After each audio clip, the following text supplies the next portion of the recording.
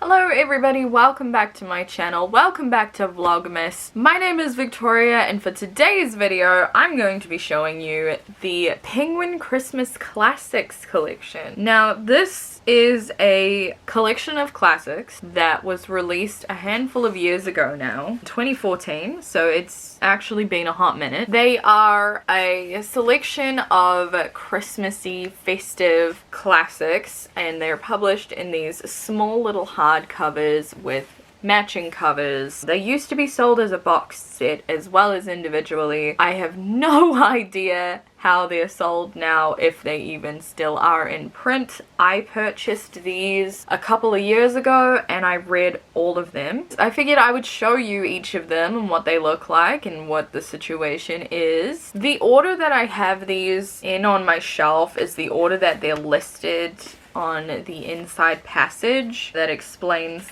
the line's existence. This is the order that they're listed here. So there's 6 of these and I figured I'd show them to you because I have a video on my channel from way too long ago where I went through all of the classics that I owned. My classics collection is a bit different to that now. I own more things and some of the classics I owned then I've repurchased in different editions, so that's a bit outdated, but I don't believe I owned these at the time of making that video, so I figured it's something a little bit more festive to do. We're in the week rundown to Christmas now, 6 days left, so we're gonna be looking at these today. The first one I have here is A Christmas Carol by Charles Dickens. This is the cover on that one, spine, the back cover. Underneath the dust jacket it is just red, but it has these cute little end papers that match the front. It says from the library of, obviously I haven't filled that in, but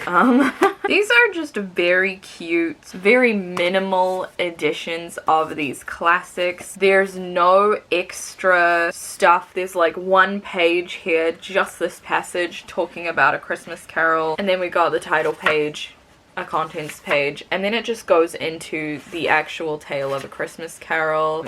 It's not full of all that other stuff a lot of classics editions have, where you have like an introduction from someone else and then like a little mini essay and then an explanation about the author. Like, it doesn't have any of that. It's just the story, and I really appreciate that as someone who never reads the extra stuff anyway. It's very little, very short, very cute, very small. I love the birds on these covers. They are so stunning.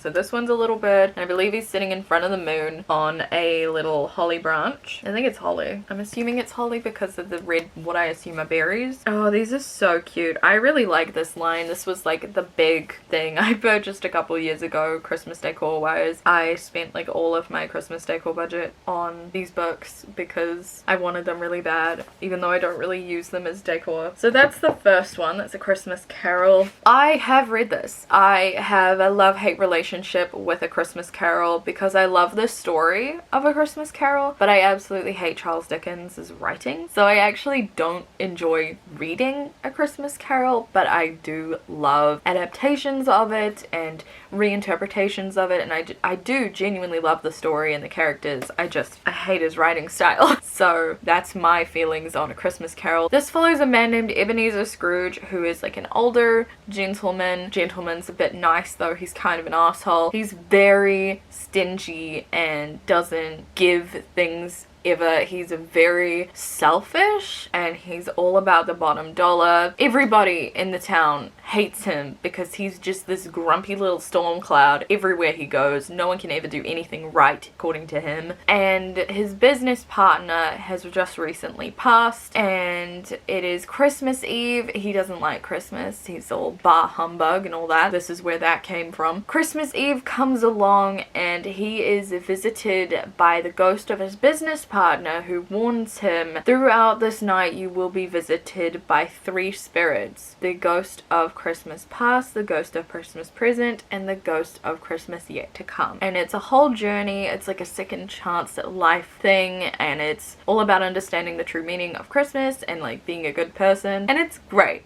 I love it. This is definitely something to get you in the festive mood. As I said, I don't particularly like Charles Dickens's writing, but I do understand that I'm in the minority for that, so I would recommend giving this a try. At the very least, watch the Muppets version. I think it's one of the best stories for really nailing like Christmas atmosphere. Charles Dickens does do a good job of creating a world and characters that really bring something, even if I hate his writing. The next book in the collection is this one here. This is Christmas at Thompson Hall and Other Christmas Stories by Anthony Trollope. So this is what the cover of this one looks like. It's a little bit different. We've got some snow happening and we're kind of looking at a tree with a couple birds on it. That's the spine. These all have matching spines. That's the back cover, which is kind of the same as the front cover, except we've got a red moon on there. And again, under the dust jacket's just red, but the end papers have changed to match the cover design of this book, so they're not the same in every single book. It does match the designs of the current book that you're looking at. Oh, and the inside flaps change. So this is A Christmas Carol. The inside flaps on this one have the tree branch and some very small snow specklies. This one's got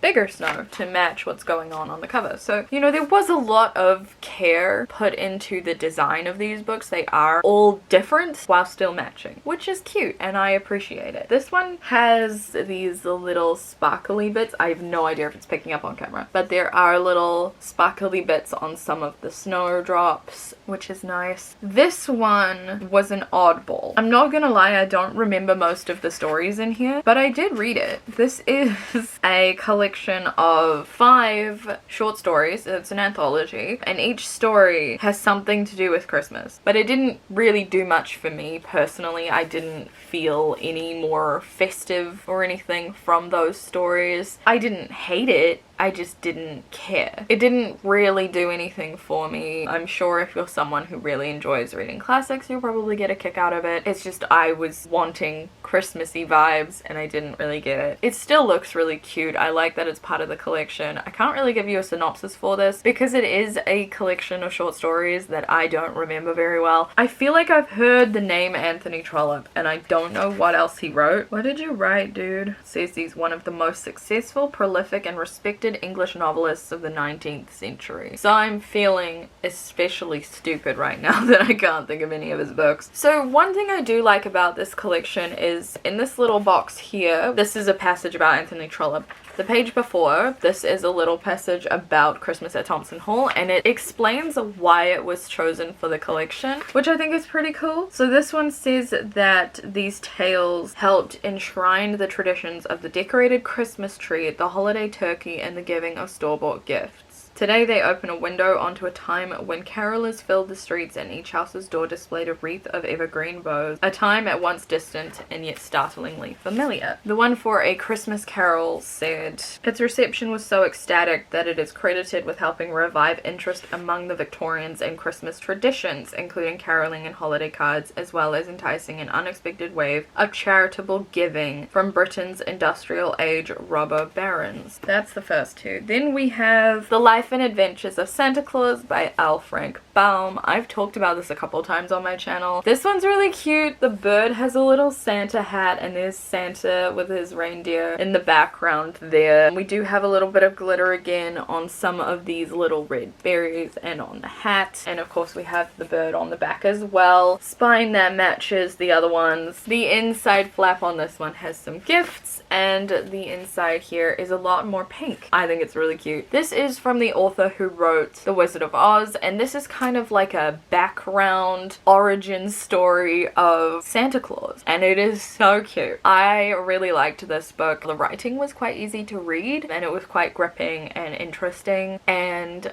there's a movie from this that I talked about in my favorite Christmas movies video, which I'll link in the cards. I really love this story. It's so sweet. It so gets you in the festive spirit. It's so good. This one doesn't really have like a one-line sentence that explains why it's in the collection. It's just kind of describing how this is a chronicle of Santa's life from his childhood to his destiny of sharing gifts and spreading love to his fellow man. And it answers a lot of questions as to why Santa does certain things and how he does other things. But yeah, this is based on the attributes of Santa Claus from Clement Moore's 1822 poem A Visit from St. Nicholas, which we all know as "'Twas the night before Christmas when all through the house, blah blah blah." My understanding is that it's one of the things that helped to really cement that Santa into the world. Yeah, I really liked this. It was a very fun read. Very cute. A lot of Christmas classics do not mention Santa Claus. I think of all the ones that I have in this collection, this is the only one that does. So there's that as well to be aware of. A lot of Christmas classics are from before Santa Claus giving gifts was really mainstream. So the next one here is A Merry Christmas and Other Christmas Stories by Louisa May Alcott, who you probably recognize as the author of Little Women. So this is the cover of this one. It's a lot lighter, so we've got like a white background there with some branches with a bird again. I love the bird, very cute. This one has some glitter in these leaves here. Again, I have no idea if that's picking up on camera, but I think it's so cute. That's the spine in the back. The inside flap is just some speckly snow, and the inside pages are quite simple on this one. So this is another anthology of Christmas short stories, including an excerpt from Little Women. The first story in here is called A Merry Christmas, and it's the one that starts with "Joe was the first to wake in the grey dawn of Christmas morning." Like, it actually says underneath it, "From Little Women." So it's an excerpt of that Christmas day that opens up Little Women. I really enjoyed the short stories in here. I know I like Louisa May Alcott's writing because I did also enjoy Little Women, but these stories did a very good job of bringing in some festive cheer and getting me in the spirit. It was very fascinating to read this one because this, I felt like, really gave me a glimpse of what Christmas was like for the average person in like whatever year this was, the 1800s? Yeah, like the mid 1800s, and I thought that was fun. This one says, "These stories have the authentic texture and detail of Christmas in 19th century America, while their emphasis on generosity and charity make them timeless embodiments of the Christmas spirit." There are some really cute stories in here. One of my favorites is "What Love Can Do," wherein the residents of a boarding house come together to make a lovely Christmas for two poor girls, and it is the cutest story. So I did really like this one, and I would recommend it as well. The next one was really random, and it's The Night Before Christmas by Nikolai Gogol. I can't say that name. This is what the cover looks like. It's super cute. It's like a grayish, kind of a taupe color, and the branch on this one is actually metallic silver, so that's kind of cool. It's the spine. This one here. This is itty bitty bitty and is just the strangest story I've ever read in my entire life. It is not the poem that we know as The Night Before Christmas, which is actually called A Visit from St. Nicholas. This is something else entirely. This is such a weird book. I don't even know how to explain it. The inside flap has some branches with some little leaves on them, and this is what the end paper looks like. How do I explain what this book is about?